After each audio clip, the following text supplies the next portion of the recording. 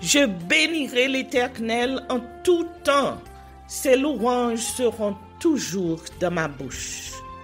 Ou j'aime qu'on ait un problème. Et puis qu'elle est content comme ça. Ah, m'pas caché Dieu. Depuis que commence li Bible moi chaque jour, me senti charge problème moi yo sorti sous dôme.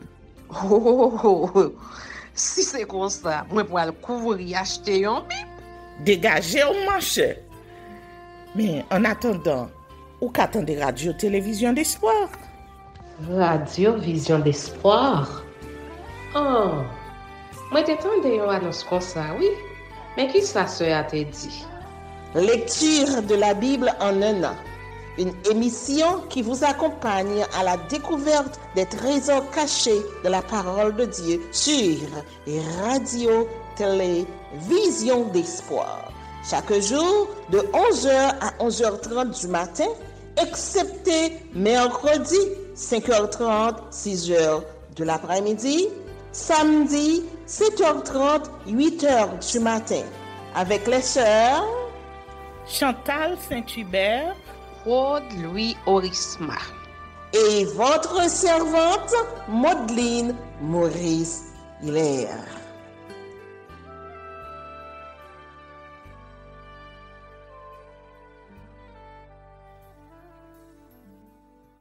Saint-Esprit de Dieu, fais-nous la grâce de jouir de ta présence durant cette lecture qui enseigne, convainc, corrige, instruit et qui sauve.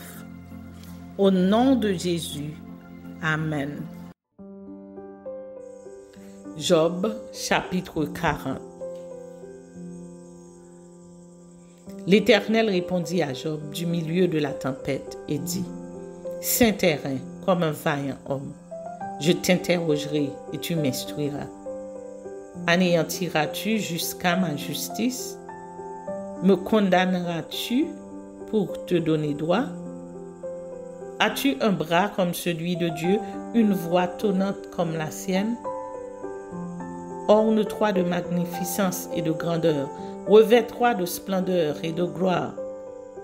Répands les flots de ta colère et d'un regard abaisse les hautains. D'un regard humilie les hautains, écrase sur place les méchants, cache-les tous ensemble dans la poussière, enferme leur front dans les ténèbres. Alors je rends hommage à la puissance de ta droite. Voici l'hippopotame, à qui j'ai donné la vie comme à toi. Il mange de l'herbe comme le bœuf. Le voici, sa force est dans ses reins et sa vigueur dans les muscles de son ventre. Il plie sa queue aussi ferme qu'un cèdre. Les nerfs de ses cuisses sont entrelacés. Ses os sont des tubes d'airain. Ses membres sont comme des barres de fer. Il est la première des œuvres de Dieu. Celui qui l'a fait l'a pourvu d'un glaive. Il trouve sa pâture dans les montagnes où se jouent toutes les bêtes des champs. Il se couche sous les lotus, au milieu des roseaux et des marécages. Les lotus le couvrent de leur ombre, les saules du torrent l'environnent. Que le fleuve vienne à déborder, il ne s'enfuit pas. Que le Jourdain se précipite dans sa gueule, il reste calme. Est-ce à force ouverte qu'on pourra le saisir?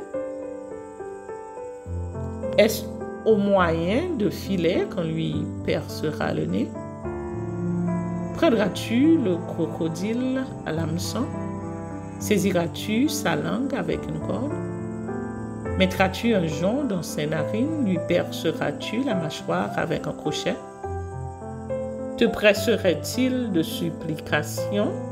Te parlera-t-il d'une voix douce? Fera-t-il une alliance avec toi pour devenir à toujours ton esclave? Joueras-tu avec lui comme avec un oiseau? L'attacheras-tu pour amuser tes jeunes filles? Les pêcheurs en trafiquent-ils? Le partagent-ils entre les marchands? Couvriras-tu sa peau de dard et sa tête de harpon? Dresse ta main contre lui, et tu ne t'aviseras plus de l'attaquer. Voici, On est trompé dans son attente. À son seul aspect, n'est-on pas terrassé?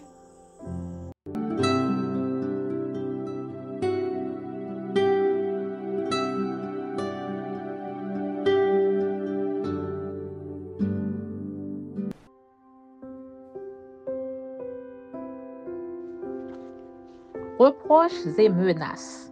Amos chapitre 3. Écoutez cette parole que l'Éternel prononce contre vous, enfants d'Israël, contre toute la famille que j'ai fait monter du pays d'Égypte. Je vous ai choisis, vous seuls parmi toutes les familles de la terre. C'est pourquoi je vous châtierai pour toutes vos iniquités. Deux hommes marchent-ils ensemble sans en être convenus? Le lion rugit-il dans la forêt sans avoir une proie?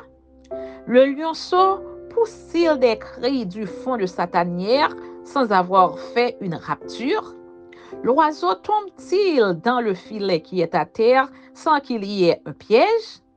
Le filet s'élève-t-il de terre sans qu'il y ait rien de pris? Sonne-t-on de la trompette dans une ville sans que le peuple soit dans l'épouvante?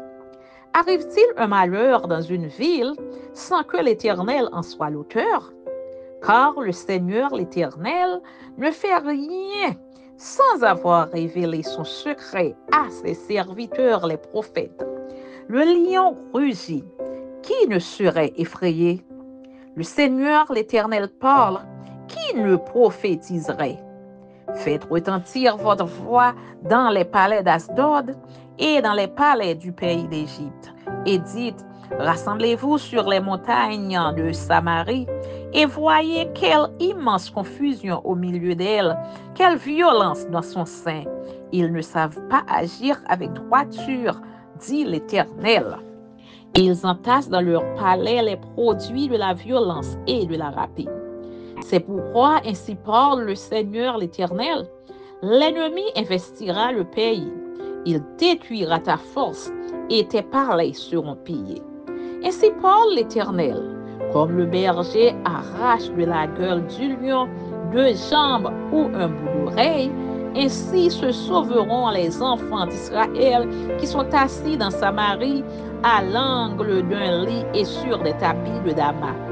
Écoutez et déclarez ceci à la maison de Jacob, dit le Seigneur l'Éternel, le Dieu des armées. Le jour où je punirai Israël pour cette transgression, je frapperai sur les autels de Béthel. Les cordes de l'autel seront brisées et tomberont à terre. Je renverserai les maisons d'hiver et les maisons d'été. Les palais d'ivoire périront. Les maisons des grands disparaîtront, dit l'Éternel. Amen.